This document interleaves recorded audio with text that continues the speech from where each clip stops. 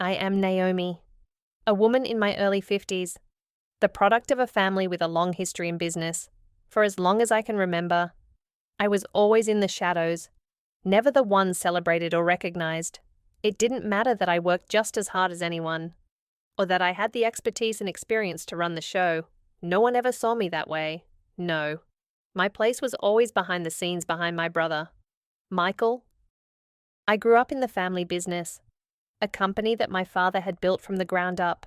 It was a well-known name in our industry, respected by many, yet, despite my deep involvement, it was never my company. It was always Michael's future to inherit. My father, a man of few words but firm in his convictions, made it clear from an early age that Michael was the one destined for leadership. He was the golden boy, always praised for his charm, his looks, his effortless ability to make connections. As for me, I was the one who stayed in the shadows, quietly handling the operations, the day-to-day challenges, the things that no one else wanted to deal with. Despite my education, an MBA from a prestigious university, and my years of experience in the trenches of the business, I was always the second choice. Michael was the one everyone looked to for decisions, for inspiration, for leadership. I never got a seat at that table, never got the opportunity to take the reins. I was never the one to make the final call, never the one to steer the ship. Instead, I was the steady hand behind the scenes, the one who ensured everything ran smoothly. But there's only so long a person can stay in the background without feeling invisible. I was good at what I did, but that didn't matter. I wasn't the one who people celebrated. I wasn't the one they turned to for leadership. No, that role was always reserved for Michael. To the outside world, he was the face of the business, and I was just the person who helped hold it together. But inside, I was tired of being overlooked. I was tired of always being compared to Michael, of never being enough. It was as if my efforts didn't matter, because they weren't the ones that would be applauded, the ones that would bring in the headlines. In the family, it was always the same. My mother adored Michael, always telling me how lucky I was to have such a brilliant brother. My father, though not one for excessive praise, seemed to reserve his approval for Michael as well. And then there was me, the competent one, the one who kept the machine running, but who was never in the spotlight. I did the work that no one wanted to do, but it never felt like it was enough. It never felt like I was enough. As I got older, I began to feel like I was simply there to support Michael's rise, to help him succeed. I was the assistant, the right hand, the one who stayed out of the way. And the more I did, the less I felt seen. The more I worked, the more I realized that no matter how hard I tried, I would never be the one to inherit the business, to make the decisions, or to be recognized for what I brought to the table. I was the steady hand behind the scenes, and that was all I would ever be. And that realization, that painful truth, started to eat away at me. It was 2015, and the day of Michael's wedding. It was supposed to be a celebration, a joyous occasion where our entire family would come together to mark a new chapter in his life. But for me, it was the beginning of the end. Michael had always been the golden boy, and his wedding was no exception. Everything about it was extravagant. The venue a grand, sprawling mansion overlooking the city cost upwards of $2 million. The guest list was a who's who of influential people in our industry, including high-profile businessmen, celebrities, and politicians. But I was never fully included. I was invited, of course, but I wasn't placed in the inner circle like I had hoped. No, I was pushed to the periphery, seated at a table with distant relatives and distant family friends. Michael's wedding, his big day, was to be a public spectacle, and I was just another face in the crowd. The real moment of betrayal, however, came during the reception. As I walked into the elegant ballroom, I noticed something unusual. There was a large, intricately decorated stage at the center of the room, where speeches were supposed to be given, but when the time came for family members to share their well wishes and memories, I was left out entirely. Everyone else had been called up to speak: my father, Michael's best man, even distant cousins who had barely spoken to Michael in years. But I was left standing at my seat, unnoticed. Then it happened. My mother, who had always held a certain degree of favor for Michael, stood up to give her speech. As she spoke, her words were laced with praise for Michael, describing him as the true heir to the family legacy, as the future of the business. And then she turned to me with a smile that was almost pitying and said, "Naomi, you've done well. Of course, but you've always been the steady hand behind the scenes. Michael is the one who will carry the family name forward. It's time for you to let go and let him take over." The words stung more than I could have imagined. She said it so casually, so publicly, as though she was merely acknowledging some unspoken truth. The entire room fell silent for a moment, and I felt every pair of eyes on me. I could feel the heat rising in my chest, my face flushing with humiliation. Michael's smug grin never faltered. He was sitting right next to her, and he didn't even glance in my direction, as if he was perfectly content with the arrangement. I tried to laugh it off. "Thank you, Mom," I said, my voice tight with restraint. "I'm just happy to see Michael so happy." But inside, I was seething. This wasn't just a wedding, it was an insult, a public announcement of everything I had worked for, everything I had built, being rendered irrelevant. I wasn't just overlooked, I was being told, in front of everyone, that I wasn't worthy of leadership, that I wasn't even worthy of respect. I took my seat again, but I couldn't stay. The tension was unbearable. I excused myself from the table, telling myself I needed a breath of fresh air. But really, I just needed to escape the suffocating weight of being publicly dismissed. As I stepped outside, I noticed a group of people gathered by the bar, chatting about the wedding's expenses. One of Michael's old friends, someone I'd known for years, turned to me with a knowing smile. "Isn't this place beautiful? Michael really outdid himself this time. You know, I heard the wedding cost around $3 million. They spared no expense." "Huh?" He laughed, but there was a bitterness in his voice that I didn't quite understand. "Guess the old man's legacy is worth more than just the business. Huh, Michael's got it all. Must be nice to be the chosen one." His words hit me like a blow to the gut. The wedding was a spectacle. But it wasn't just about Michael's personal life. It was about his control over the family legacy, the wealth, the business, and everything that came with it. I had worked for years, poured my heart and soul into that business, and yet here I was, standing outside, watching as my brother celebrated the very thing that should have been mine. I returned to the reception, but my mind was elsewhere. I looked at the lavish gifts stacked on the table, the expensive cars parked outside, the guests who fawned over Michael like he was a king. It all felt like a performance, one in which I had no part. Later that evening, when the dance floor opened, I watched Michael and his new wife, Julie, glide across the floor, their smiles radiant, their lives perfect, and there I was, surrounded by people who didn't know or care about the sacrifices I had made. It was as if I no longer existed in that world, just a footnote in someone else's story. That night, I went home, my heart heavy with bitterness, the family business, the legacy, the wealth. It had all been handed to Michael, not because he was better or more deserving, but because he was the one everyone had decided would carry it forward. And me, I was left to pick up the pieces, watching as everything I had worked for slipped through my fingers. It was then that I realized something fundamental. I wasn't going to stand by and watch it all fall apart.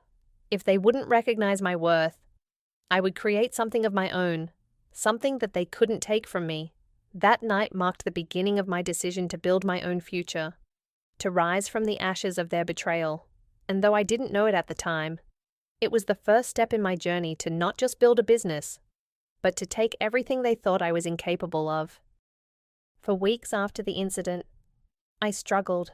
The words echoed in my head, over and over again. "You're not built for leadership." My father's words, the ones that cut deeper than anything I had ever heard. I couldn't escape them. They haunted me like a shadow, lurking in the corners of my mind, waiting to remind me of my place in the family.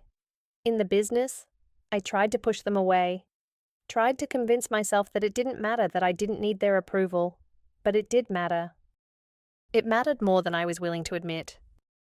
Every night, as I lay in bed, I replayed the events of that night, Michael standing tall, basking in the approval of everyone around him, while I stood on the sidelines.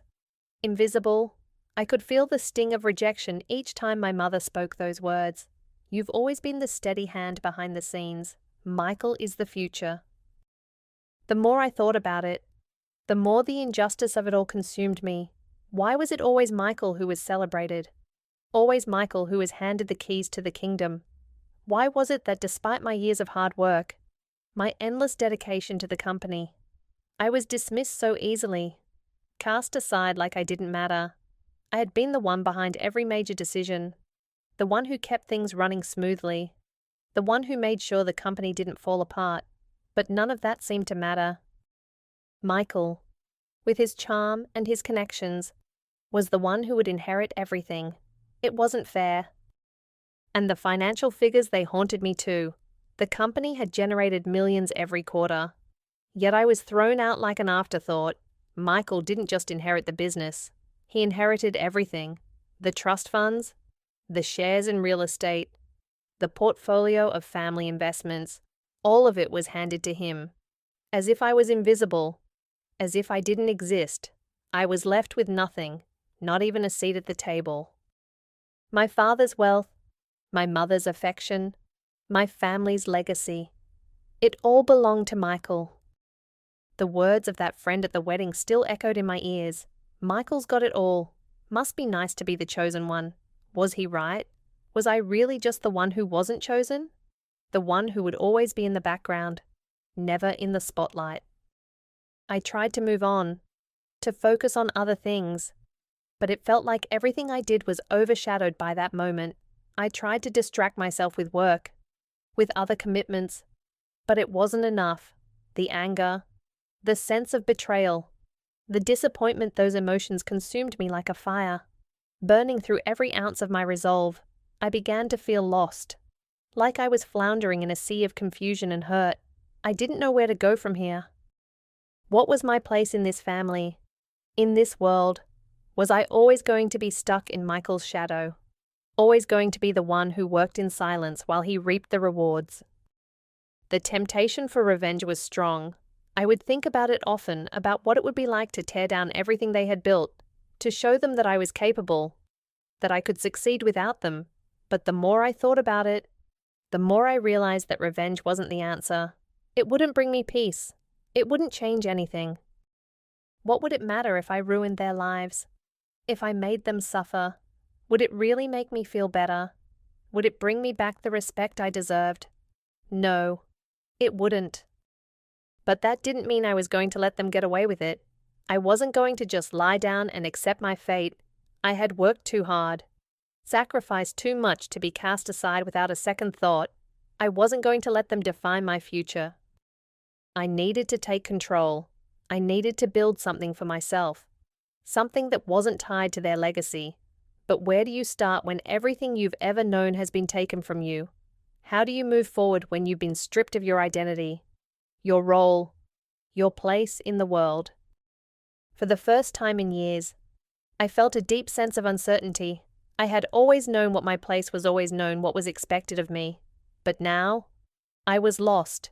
I didn't know who I was without the family business. Without their approval, I didn't know what I was supposed to do with my life. I found myself distancing myself from the family. I stopped answering calls from my mother, who would still try to check in with me, always with that thinly veiled pity in her voice. I didn't want to hear her excuses, didn't want to hear how sorry she was for me. I didn't need their sympathy. I didn't need their apologies. They had made their choices, and now it was time for me to make mine. I stayed away from the family, avoided gatherings, and retreated into my own world, but it was impossible to escape the feelings of betrayal. Every time I passed a street that had something to do with the business, Every time I saw an advertisement featuring our brand, it felt like a slap in the face. This was my legacy too. And yet it was all being taken from me. It was a constant reminder of how little I mattered in their eyes. But despite all the pain, all the heartbreak, something inside me began to change.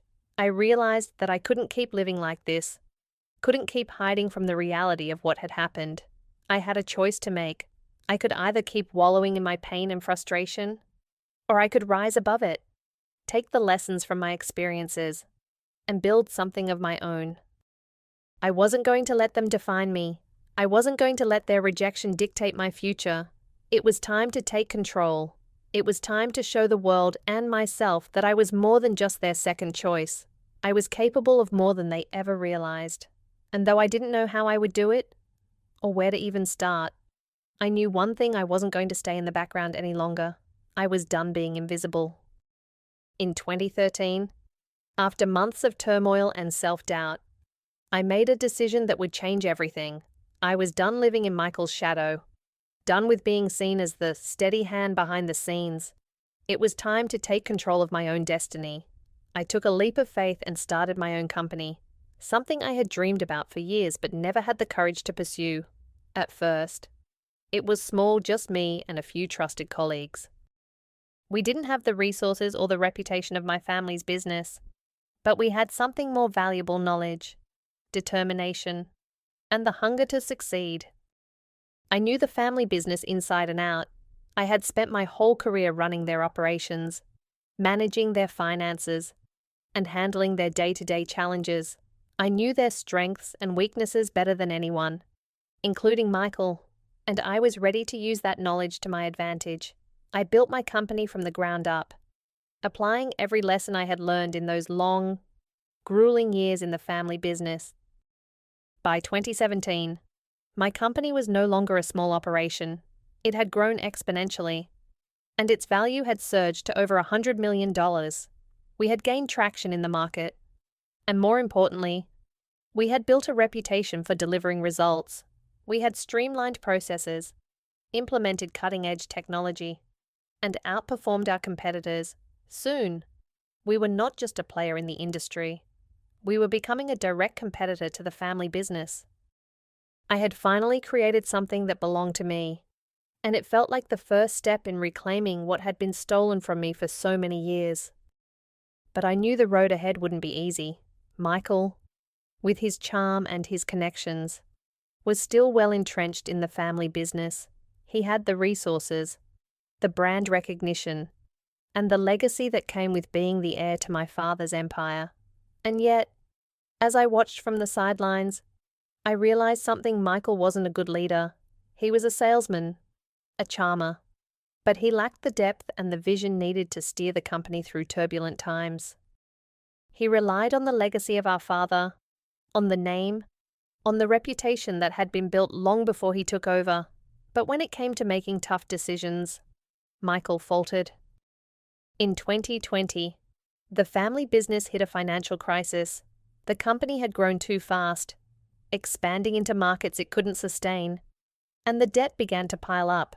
Michael had borrowed heavily to fund his ambitious plans, but the returns weren't there.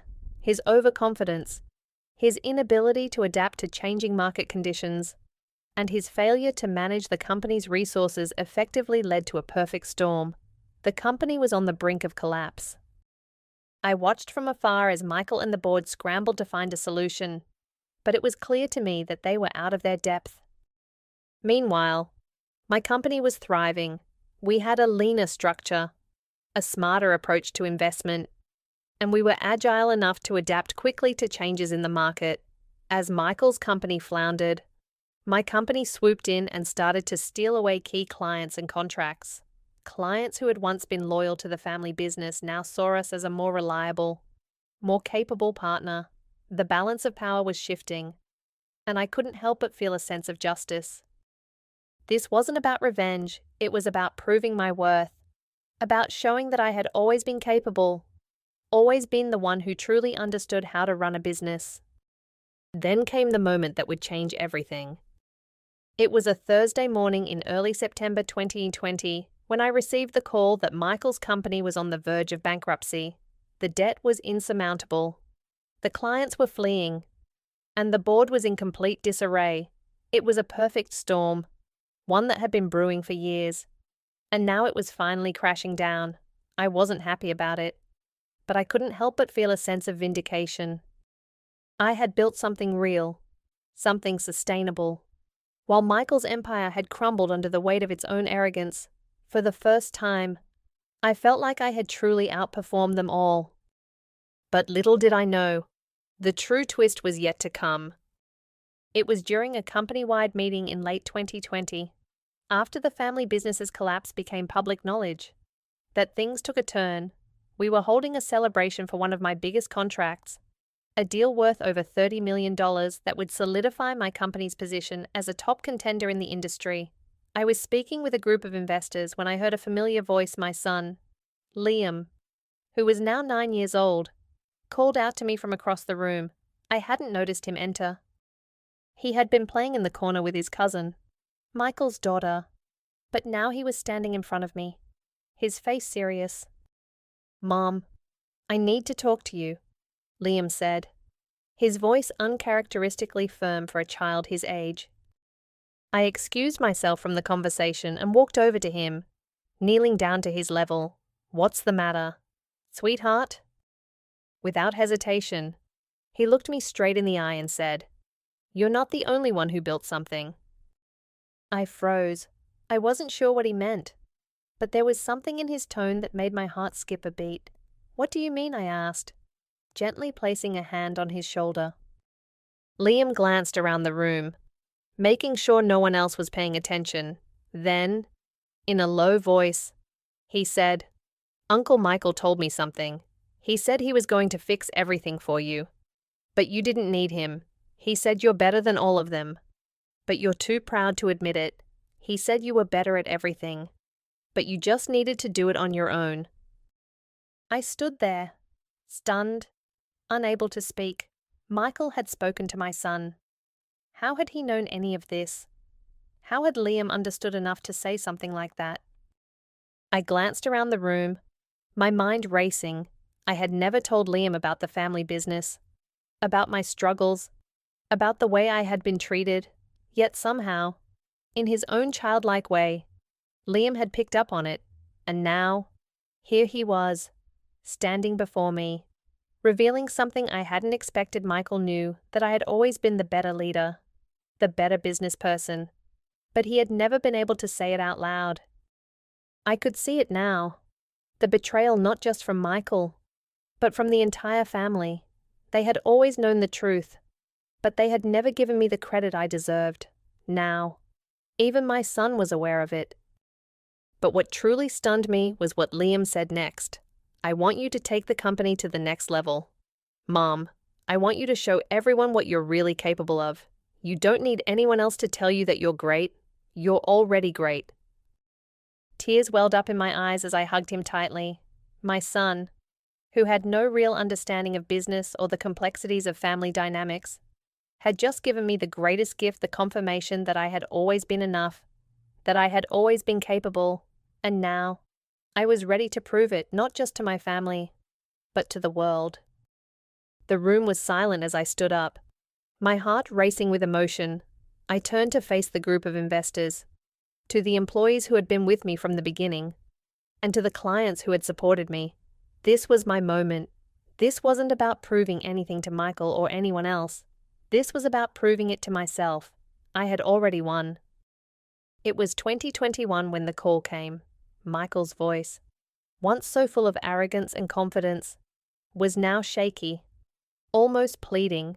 The tone was one I had never heard before, the same tone I had used in the past when I had called him out for his mistakes. But now it was him asking for help. "Naomi, please. The company is collapsing. We need you. We need your help," Michael said, his words frantic and desperate. I could almost picture him pacing, his mind spinning with how to salvage what remained of the empire he had inherited and destroyed. For a moment, I almost felt a flicker of sympathy. Almost. But then I remembered everything. I remembered the years of being overlooked, dismissed, and pushed aside. I remembered the countless times I had worked tirelessly behind the scenes, only to watch Michael take the credit for everything. I remembered the look in my mother's eyes when she told me I wasn't built for leadership. I remembered how, time and time again, they had made me feel small, like my contributions didn't matter, like I was nothing more than an assistant in their grand plan. I took a deep breath, trying to remain calm. Why, I asked, my voice steady, perhaps colder than I intended. Why should I help you now, so you can take all the credit again? After everything. Michael, you never believed in me. You never thought I was good enough. Now you want me to fix your mess. His silence on the other end was deafening. I could hear his breath, slow and shaky, as if he hadn't expected this response. For years, he had been the one in control, the one who made the decisions, the one who wielded the power. But now, as his world crumbled, he was reaching out to me, the one he had cast aside. You're asking me to come back into the fold after all this time, I continued, the words flowing out of me, sharp and deliberate. No, Michael, I'm done with all of it. I'm done being your backup. I'm done being the one you turn to when things go wrong, only to be pushed aside when things are going well. You never gave me a chance. You never gave me the respect I deserved. I felt a surge of pride as I said those words. It had taken me years to finally realize my worth, to understand that I didn't need their approval. I didn't need to be part of their world anymore. I had my own world now. I had built something from the ground up, a business that didn't rely on a legacy, a name, or connections. My company was thriving, and I had earned everything I had achieved. I'm not going to fix your mess, Michael, I said firmly. I've spent enough years cleaning up after you and everyone else. I've worked hard, built something of my own, and I'm not going to throw it all away for you. You had your chance. You had everything, and you failed. I let those words hang in the air for a moment, knowing that this conversation would change everything. The dynamic between us would never be the same again. I was no longer the person who quietly supported his decisions. I was no longer the one who played the background role. I had drawn a line in the sand, and I wasn't going to let him cross it. I'm done being the supporting character in your story, I said, my voice calm but resolute. I have my own story now, and I'm not going to let you or anyone else try to rewrite it. There was another long pause. I could feel the tension radiating through the phone, but I didn't care. For the first time in my life, I felt free from the weight of expectations, free from the need for approval, and free from the chains of my family's legacy. I had finally stepped into my own power. I'm sorry, Naomi, Michael said, his voice soft, almost defeated. I didn't mean to. I didn't mean for it to get like this. I didn't respond right away. Instead, I took a deep breath, allowing myself a moment of clarity. There was no going back now. The old Naomi, the one who had spent years trying to please, trying to fit into their mold, was gone. In her place was a woman who had learned her worth, who had fought for her independence, and who was no longer willing to settle for less than what she deserved. No, I finally said, my voice firm. You didn't mean for it to get like this, but you let it happen. You let me get pushed aside, and now it's too late. I've moved on. I'm not coming back. I hung up the phone, the finality of the action settling over me. I had said what needed to be said. There would be no more calls, no more apologies, no more trying to fit into a family that had never truly seen me for who I was. The old Naomi, the one who lived in the shadows, was gone, and in her place was a woman who had finally taken control of her own destiny. As the days passed, the family began to react. Michael, of course, tried to reach out again, but his calls went unanswered. My mother sent me messages, her words laced with concern, but I refused to engage. They had made their choices, and now I was making mine. There were moments when I felt the weight of their disapproval, moments when I questioned if I was doing the right thing, But every time I felt that doubt creeping in, I reminded myself of the years I had spent in silence, of the countless sacrifices I had made to keep the peace, to be the good daughter, the good sister, and I realized that I had nothing left to prove to them. I didn't need their approval anymore. One evening, a few weeks later, my father called me. His voice was soft, his tone much more measured than I had ever heard before. "Naomi," he began, his voice hesitant, "I don't know what's happened between you and Michael, but I want you to know that we're proud of you. You've always been the steady one. You've always done what was asked of you. I never realized how much you had to offer." His words were like a balm, but they didn't change anything.